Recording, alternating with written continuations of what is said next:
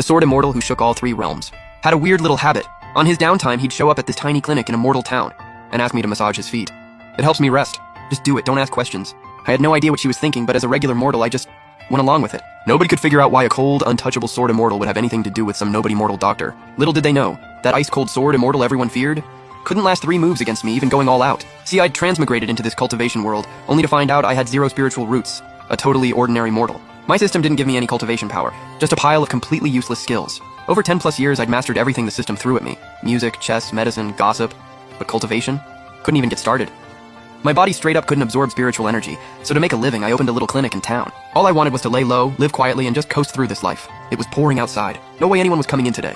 I was just about to go kick back when I caught a glimpse of a figure at the end of the street, stumbling through the rain. A girl, all alone in the downpour, soaked to the bone, not even trying to shield herself. Her name was Ye Qinghan. Just 3 months ago, she was the pride of the Jialan Empire, 18 years old and already at the 8th level of nascent soul. Among everyone her age in the entire empire, only 3 could even come close. Then out of nowhere, she got hit with a rare poison and watched her cultivation crumble away. Step by step, she became a nobody. Since you're useless now, at least do something for the empire. Those were the last words her emperor father ever said to her.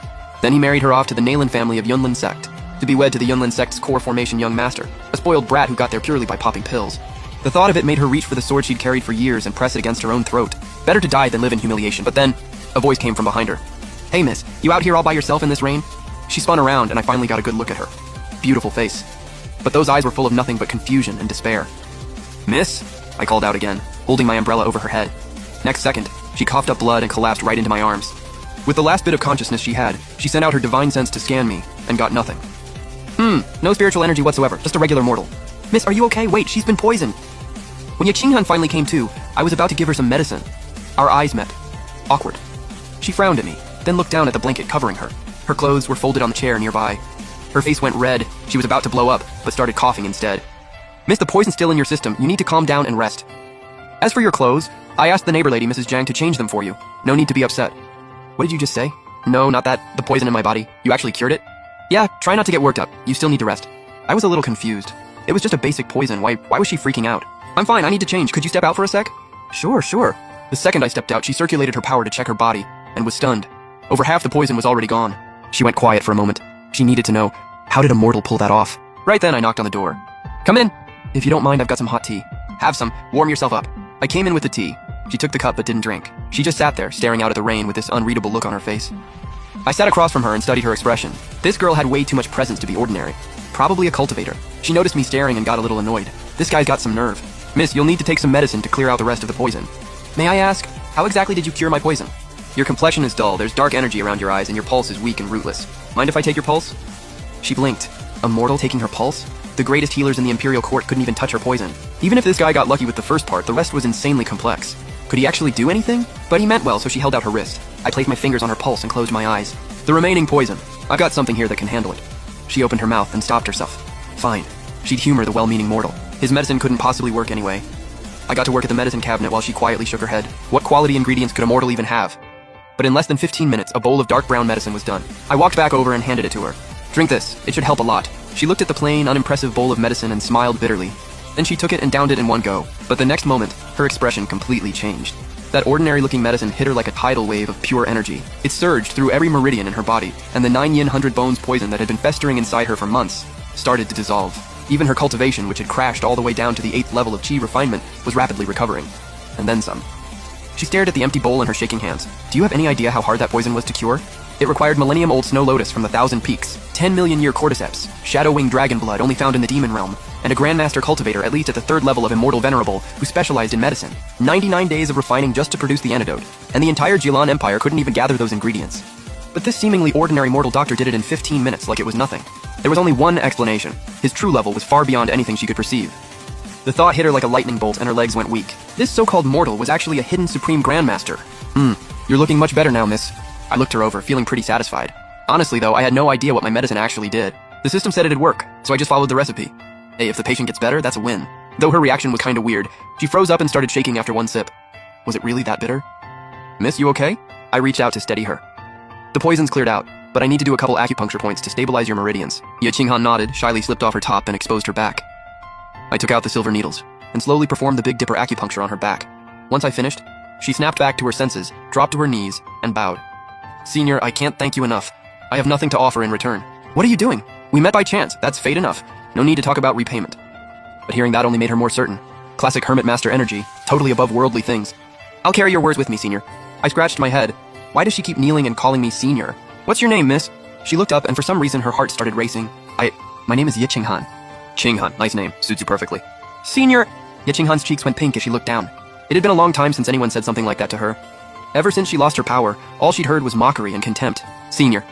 She took a deep breath and met his eyes. What you did for me today, I'll never forget it for as long as I live.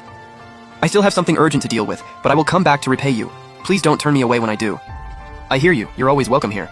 Those words filled Ye Qinghan with warmth. She glanced out the window. The rain had eased up quite a bit. I'll take my leave now. She stood up, eyes full of resolve. All she wanted now was to go back to Yunlin sect and cut off that humiliating engagement herself. She turned and walked to the door, then suddenly stopped and looked back at me. Senior! She started to say something, then stopped. In the end, she just gave a deep, heartfelt bow.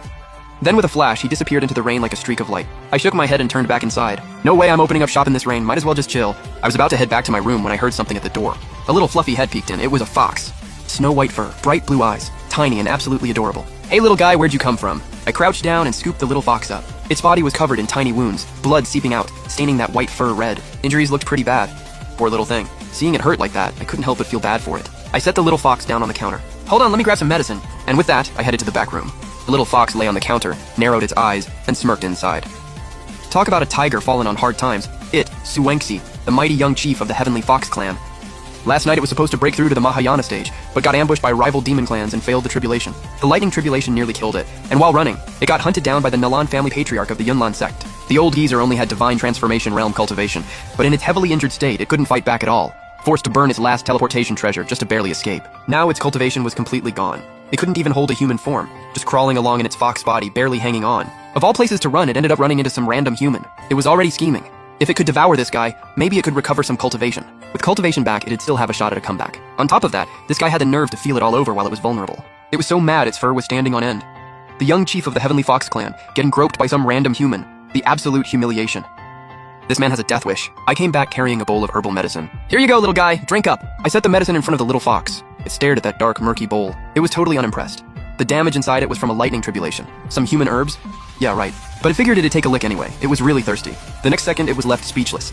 This medicine was loaded with an insane amount of medicinal power. The moment it hit its tongue, it was like 1,000 waves of warmth flooding through its body. And those lightning tribulation wounds that nearly destroyed it were visibly healing in real time. And that wasn't all. Its demon body was actually starting to evolve, fur shifting from white to silver white. Its bloodline was evolving, and everyone knows how nearly impossible that is for demon kind. It had been stuck for hundreds of years, and now a few sips of some medicine just pushed it through. Even more insane, its cultivation was coming back. It stared wide-eyed, frozen stiff, looking at the human in front of it who was smiling like nothing was happening. In that moment, its mind was absolutely blown. Whoever could casually pull out medicine like this was no ordinary human. Even at peak tribulation crossing realm, it couldn't see through this guy's level at all. There was only one explanation. This guy was a terrifying powerhouse above Immortal Venerable, and that casual little grope earlier? That was him saying, "You little tribulation realm fox, you're no different from a regular fox to me. I can do whatever I want with you," and I was literally just thinking about devouring him? That's a straight up death wish. Hey little guy, why'd you stop drinking? My voice came out firm. Behave. Finish the medicine. It flinched hard, looked up at me, heart sinking. Oh no. Did he see through the killing intent from earlier? It was trembling all over, then immediately started gulping the whole thing down in one go. After finishing, it patted its little belly with both paws and looked up at me all cute and pitiful. I cracked up. What a funny little thing. I reached out and rubbed the little fox's head. Come stay with me, I'll take care of you. It went stiff immediately. Why does he want to keep me?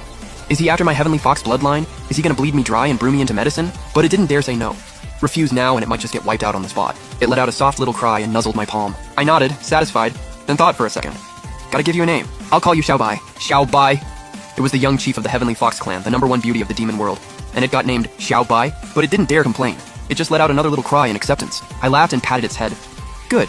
Stick with me. I promise you won't go hungry. Suengxi lay on the counter watching my back, feeling all kinds of mixed emotions. Being kept as a pet by a powerhouse. Honestly, when you think about it, it's not the worst thing. At least it beats the non-stop killing back in the demon world. Plus that bowl of medicine just now, easily top 10 on the divine medicine rankings. Every single drop was priceless, and this guy just casually used it to feed a random fox. It quietly made up its mind. From now on, it was latching onto this powerhouse and never letting go. Meanwhile, at the Nalan family estate of the Yunlan sect, Nalan Xiaogong was visibly pissed. His fiancée Ye Qinghan had actually run off on their wedding day. Where the hell did this useless woman go? Nalan Xiaogong slammed the table and roared. He never thought much of Ye Qinghan, just a waste with zero cultivation. If it weren't for his grandfather pushing this marriage to strengthen ties with the imperial family, he wouldn't even spare her a glance. And now this waste had the guts to skip out on the wedding. Absolutely unbelievable. Right then, a young woman walked in. It was Ye Qinghan, but she looked completely different. Ice cold. Nothing like the broken mess she was before. Where'd you run off to? Nalan Xiaogong glared at her. Ye Qinghan just gave him a cold look. Where's the Nalan family patriarch? The patriarch? The patriarch is a busy man. Who do you think you are, asking to see him? Ye Qinghan, our Yunlin sect is only marrying you out of respect for the emperor. Otherwise, you wouldn't even be worthy of carrying my shoes. Now get back to your room and try on your wedding dress. Ye Qinghan listened to all of that and let a small smile creep onto her lips. As far as Nalan Xiaogong was concerned, he was just a guy who pill-popped his way to Golden Core Realm.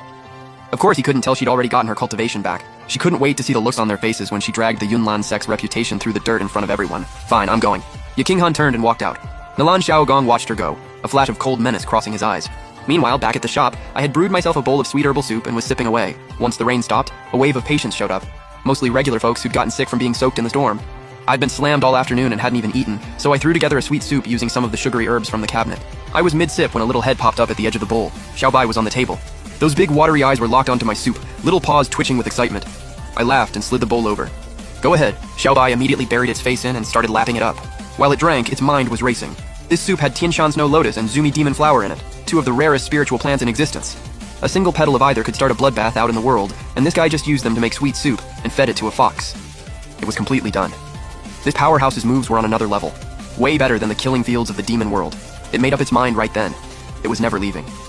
Hey Xiaobai, is it good? Xiaobai nodded like crazy, patting its little belly, and I couldn't help but laugh. Oh right, the Yunlan sect is hosting a wedding banquet today, open to the whole city. I pulled out an invitation. Come on, let's go get a free meal. With that, I scooped Xiaobai up and headed out of the clinic. Xiaobai lay in my arms, eyes narrowing. The Yunlin sect, the one who hunted it down last night, was the Yunlin sect patriarch. Some divine transformation realm nobody had the nerve to hunt me down. Let's see if that old fool still dares act up in front of this powerhouse today. But I had absolutely no idea what the little fox in my arms was thinking. I just wanted a free meal.